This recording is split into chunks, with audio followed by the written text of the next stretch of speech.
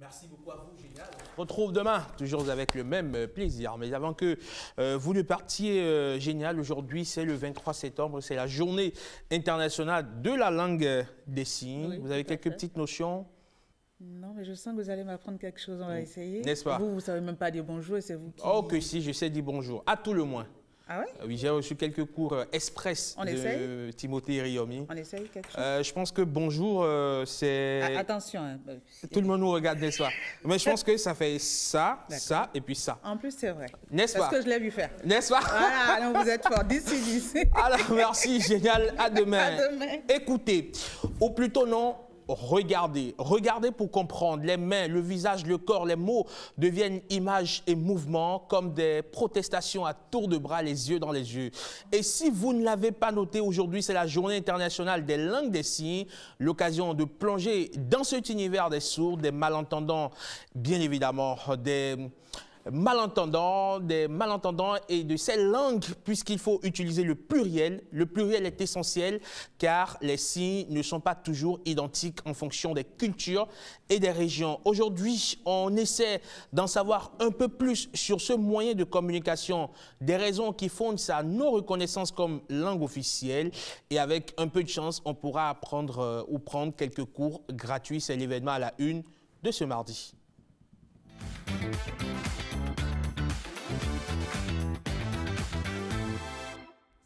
Événement à la une, c'est avec Patrick Diossou. Patrick? Oui, bonjour, Herman Rodrigue Amega. Comment allez-vous? Très bien, par la grâce de Dieu. Je n'imagine pas ce que ça va donner de dire Rodrigue, mais on va pouvoir le demander tout à l'heure au professionnel, au Podia Amégan. Comment est-ce qu'on traduit les noms de famille, les prénoms? Est-ce que ça subit le même traitement que les mots ordinaires pour désigner, on va dire, des réalités du quotidien? On va pouvoir demander cela aux professionnels, n'est-ce pas? Oui, on va le demander à M. Eriomi, qui est un spécialiste que tout le monde connaît à la télé parce que c'est lui, le monsieur qui parle avec les mains. Aujourd'hui, on est le 23 septembre, comme tu l'as dit, 23 septembre 2025. C'est la 8e édition de la Journée mondiale de la langue des signes. Et nous avons un invité, Timothée Riomi.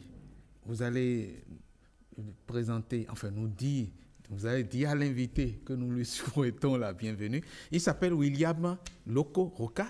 Il est le secrétaire général de l'Association nationale des sourds du Bénin, ANSB.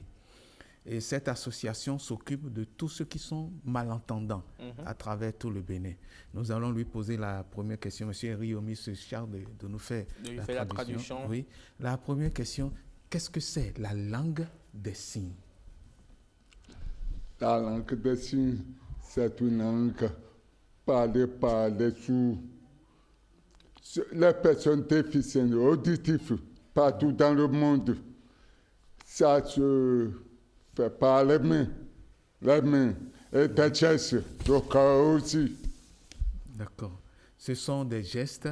Et ça se fait par les mains, ça se fait. C'est le cœur aussi qui parle. Oui. Alors nous allons suivre un élément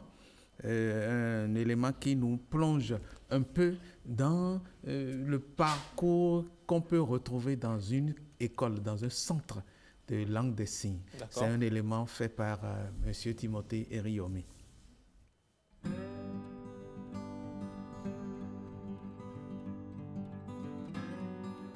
Notre établissement, c'est une école spécialisée qui s'occupe que des enfants handicapés auditifs. Cependant, il y a quelques enfants entendants qui sont avec nous, tout juste pour accompagner leurs frères handicapés auditifs. Nous travaillons comme tout autre, mais c'est la langue de signes qui est notre outil de travail réel.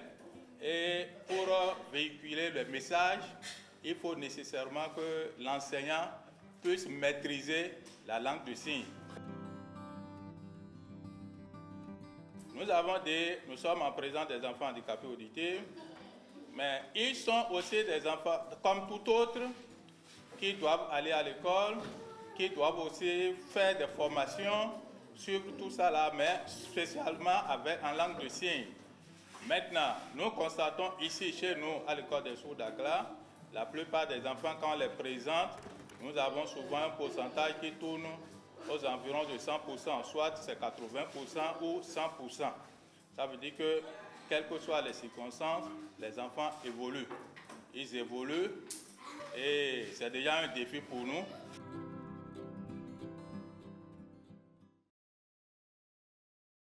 Oui, c'est déjà un défi, un grand défi pour pouvoir rendre ces enfants autonomes dans la société. Monsieur Lokoroka, nous sommes à la journée internationale de la langue des signes. Quel est l'objectif principal de cette journée? Comment on peut percevoir cette journée lorsqu'on est personne malentendante ou lorsqu'on est personne qui entend tout simplement? La journée internationale de la langue des signes a été instituée par les Nations Unies en 2017 sous l'impulsion de la Fédération mondiale des sourds. L'objectif principal de cette journée, c'est travailler pour la visibilité des personnes qui parlent cette langue partout dans le monde. C'est l'occasion pour nous, les sourds, de mener des plaidoyers comme ce matin ici, pour que nous connaissions le monde des sourds et prendre l'aide aux personnes déficientes auditives plus au sérieux dans notre pays. Parce que, comme vous voyez, aller à l'école, ce n'est pas une chose facile. Oui, c'est vrai. Les parents n'ont pas toujours les moyens. Depuis l'arrivée du président Talon, beaucoup de choses ont été faites, notamment la prise des décrets d'application qui permettent aujourd'hui aux écoles, aux personnes handicapées en général d'espérer quelque chose du gouvernement. Oui.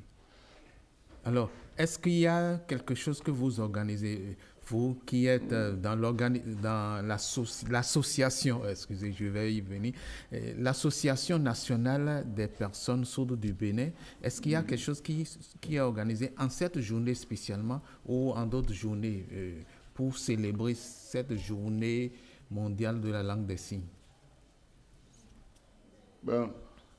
Le samedi 27, oui.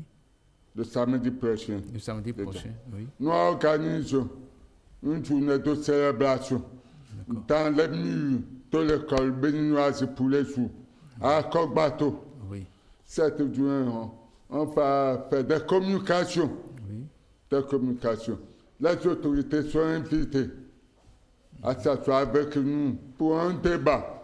D'accord. À cette occasion, sans suivi des réjouissances. D'accord.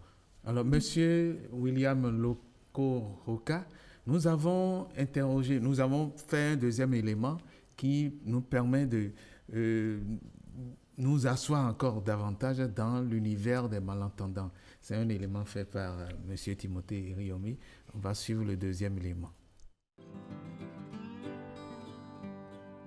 Nous sommes réellement accompagnés par plusieurs fondations.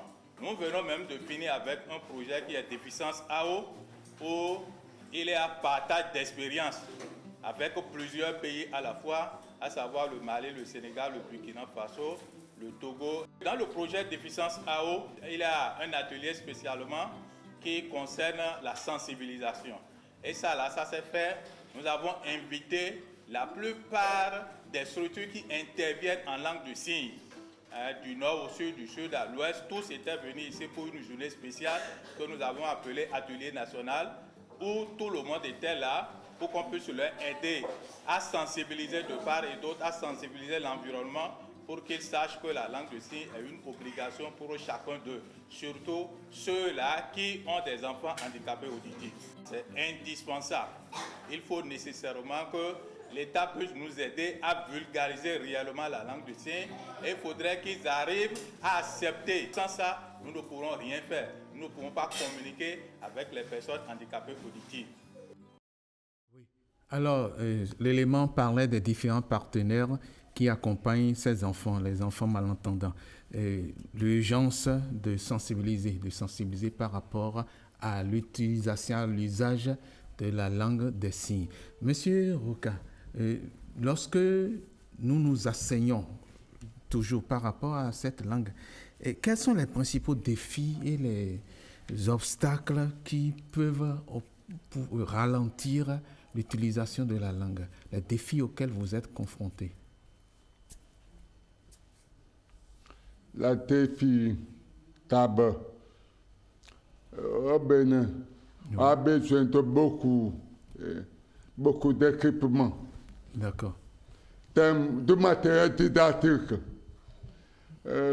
Comme malheureusement que nous n'avons pas, c'est seulement ce matériel qui peut aider à mieux travailler dans les salles de classe.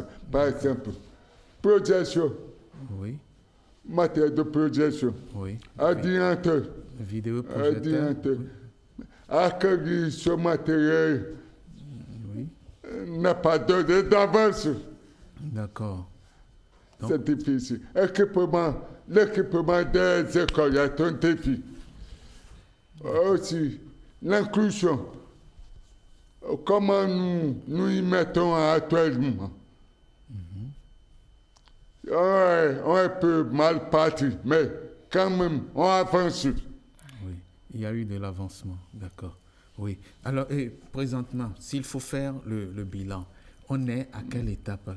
Les résultats attendus par rapport à cette journée, et puis s'il faut faire tout le bilan de tout ce qui a été retenu, on peut dire quoi par rapport à la journée internationale de la langue des signes? Notre pays revient de loin. Oui. De loin, d'accord. La langue des signes est arrivée au Bénin en 1977. Aujourd'hui, beaucoup de chemin a été parcouru. Oui. Avec la signature de la loi 2017 par l'Assemblée nationale, Oui. puis la décret d'application par le chef d'État. Hein? Oui. Donc, les choses vont prendre autour de nous. D'accord. Vous voyez déjà aujourd'hui.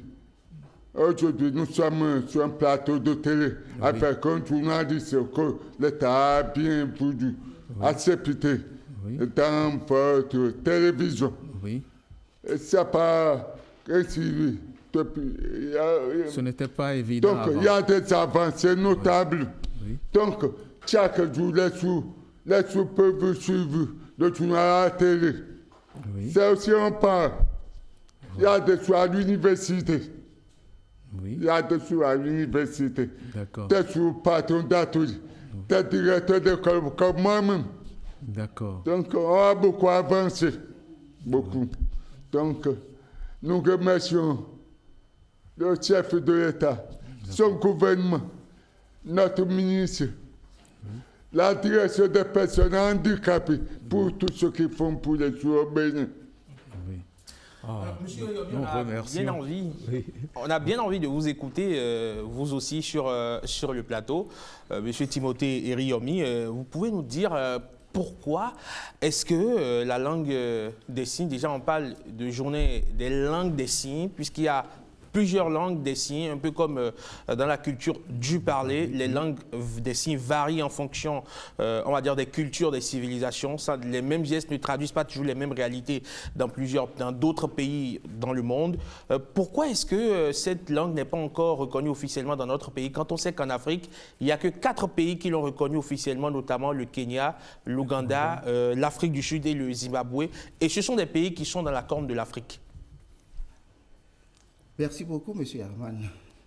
Cette question m'envoie loin, mais ce que je peux dire tout de suite, c'est que le dossier de la reconnaissance de la langue des signes est déposé déjà une fois au moins sur la table des députés. Alors, qu'est-ce qui s'est passé? Je ne saurais le dire. D'accord, mais quand on voit chaque soir aux 20h traduire le journal pour les personnes malentendantes et pour les sourds, On s'imagine que, évidemment, l'importance de cette langue-là n'est plus à démontrer. Vous êtes sur toutes les grandes manifestations, chaque fois quand le chef de l'État veut prononcer un discours, quand il y a des grandes manifestations nationales, on trouve le moyen, évidemment, d'intégrer les personnes malentendantes en vous faisant, justement, traduire tout ce qui se dit à la télé.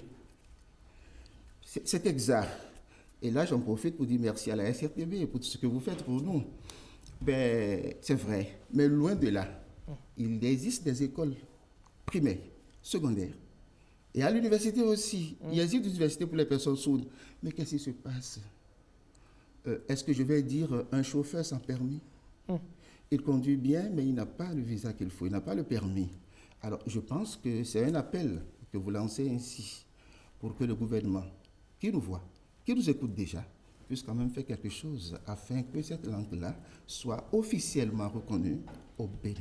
Et qu'est-ce qui bloque? Pas qu'au Bénin, en Afrique francophone en général, on a l'impression qu'il y a un blocage alors qu'on estime à 8 millions le nombre de personnes malentendantes, on va dire, dans l'espace francophone. Hier, ce n'était pas ainsi. On n'entendait pas parler.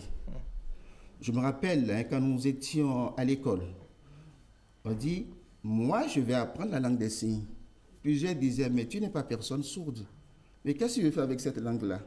Donc, petitement, vous voyez que ça prend. Ça prend.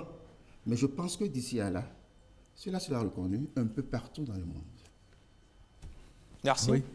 Je ne pourrais pas continuer comme lui, mais je voudrais dire quand même merci. Je crois, oui. Merci pour être venu nous voir. Et nous soulignons que la journée mondiale la journée mondiale des sourds, la JMS, a lieu les derniers samedis du mois de septembre. Donc, ça, c'est la journée mondiale des sourds, dernier samedi du mois de septembre. Donc, c'est le samedi prochain, le 27 septembre, oui, 27 septembre 2025, qui sera la journée mondiale des sourds.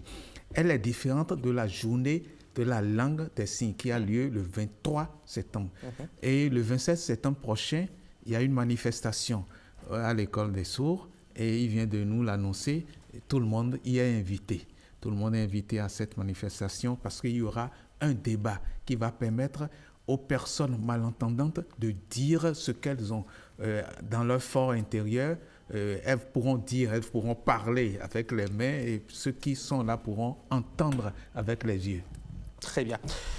Merci beaucoup. Allez, j'avais annoncé qu'on pourra éventuellement prendre quelques cours avant de boucler ce plateau. Peut-être M.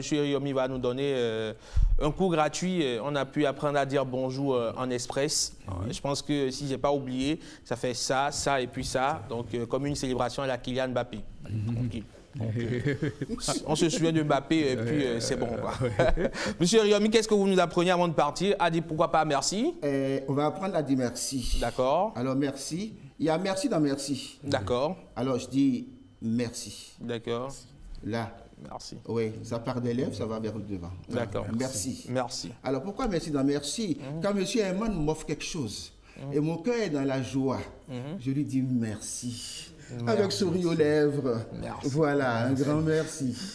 Voilà. D'accord. Merci. Et je vais vous raconter la petite anecdote. Souvent, vous n'êtes pas à la régie, Monsieur Riomi, quand le journal est en cours. Mais sachez que lorsque vous traduisez le journal et que le présentateur dit merci, généralement, le réalisateur attend le geste final, puisque vous avez un geste mythique que vous faites. Je pense que c'est comme ça. On attend que ce geste puisse sortir avant de rendre l'antenne. Et ce geste-là, c'est quoi? Ça dit félicitations du courage. D'accord. Parce que quand vous applaudissez, Oui. la personne handicapée auditive n'entend pas. D'accord. Alors donc, quand on lui fait comme ceci, c'est qu'on l'encourage.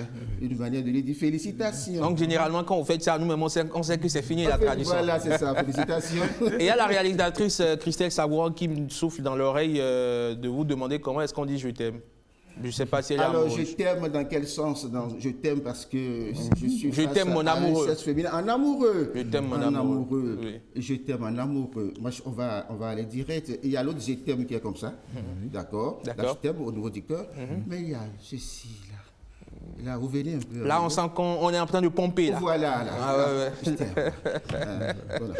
Merci beaucoup, monsieur Riyami. Merci, monsieur Roca.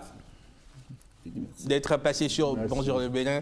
Vous passez une excellente journée du mardi et à très bientôt par ici.